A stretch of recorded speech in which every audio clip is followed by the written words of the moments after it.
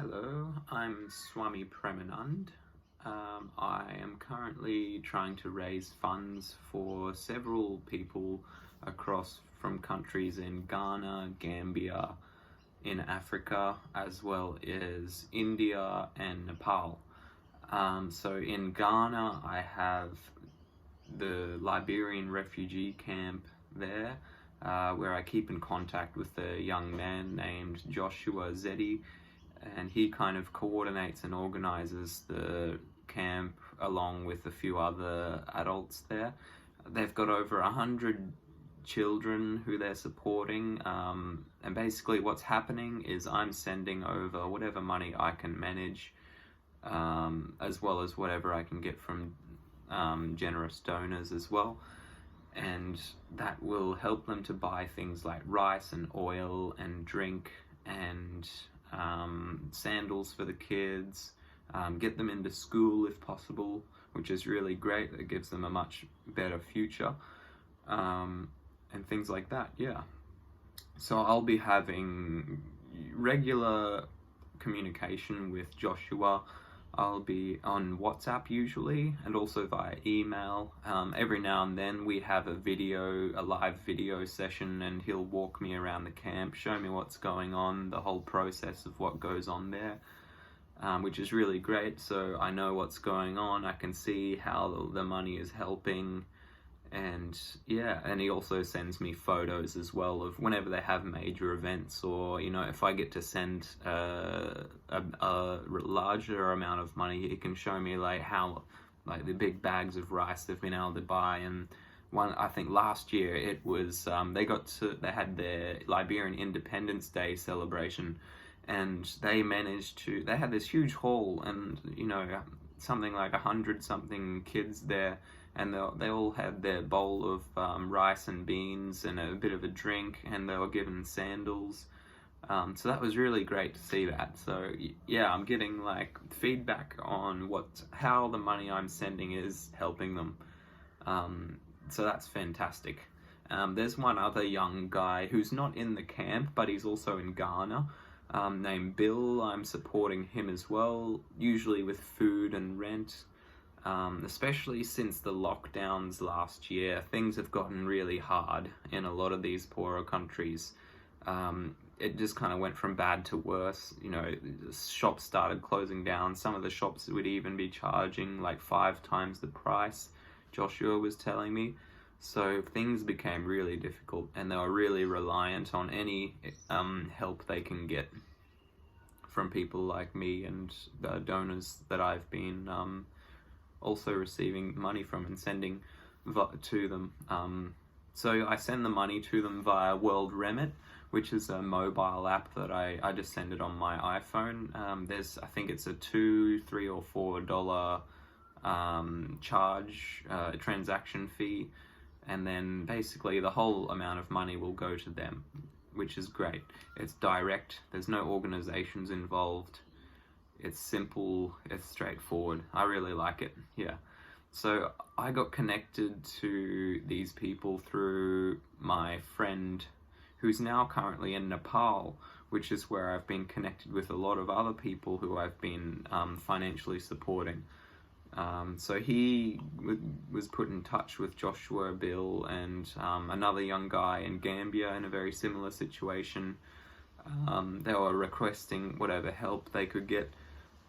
And yeah, so he was supporting them for a while, and he's 70 something years old. He's retired, he's on a pension, and he was just sending what he could.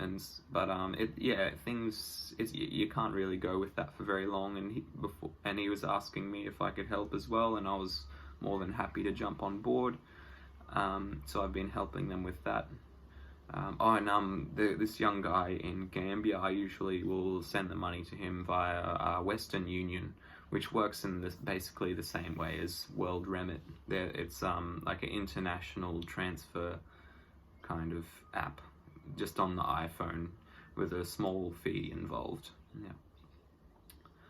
And I've also been supporting a couple individuals in India who, once the lockdowns started, they started reaching out. These were people I met when I visited Pokhara in Nepal for meditation camps, where I would be meditating and supporting this friend I've been mentioning who connected me with these people. And when you travel, you meet people, and when you travel to a country like Nepal, you meet a lot of people in some fairly difficult situations. So since the lockdowns, the money circulation in Nepal and India has gone down a lot. In Nepal, their tourism is basically reliant on, their economy is basically reliant on tourism. So when the lockdowns and restrictions happened, they went down to just about zero business. So there was empty restaurants and empty hotels where they would usually be full of tourists coming to, do the trekking up in the Himalayan mountains, like Annapurna and base camp at Mount Everest, or, just simply sightseeing or enjoying the local towns and the hospitality, whatnot.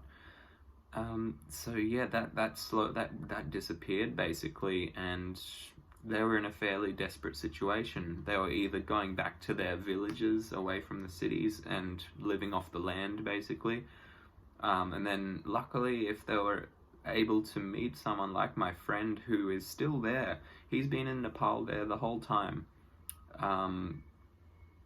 He's originally from England, and I met him here in Australia. He's been sharing the meditations for the last 45 years or something, Osho meditations, and in the last, I think maybe almost 10 years now, he's been sharing meditation in mostly in Pokhara in Nepal, where he has 2 centers, and he's also going around to a lot of schools there sharing the meditations. So he's in physical contact with a lot of these people that he's financially supporting, and that he's asking for support for, and that I'm asking for support for. Yeah. So things like even one principal at a school in Pokhara, they were saying that they had no money to pay their teachers because the parents of the students were not able to pay anything, because they'll be working in a hotel or restaurant or somewhere else, and with no tourists they're not having an income, so they don't have any money to pay for their kids' tuition. And so teachers were working voluntarily. Things like this were happening. It's not a great situation, which is why we're trying to do what we can to help them. I can only send over as much as I'm capable of by myself. I've just been working as a cleaner for people, cleaning people's houses, and I can manage a bit and send it over. It definitely helps, but I just want to reach out and see if we can get some more support for this, which I think would be really beautiful. What else? I feel like I've pretty much covered everything I could want to cover. Thanks for listening. If you feel to, you can donate. There's no pressure about that, and no pressure about how much you would donate. That's totally up to you. I'm not here to tell you what to do or to demand anything. I just want to put it out there, what I'm doing, and if it's possible, get some support for it. And you can even support just by sharing this with your friends, family, or on whatever social media platforms, etc. Thank you for listening, and I hope that you gain something valuable from this too.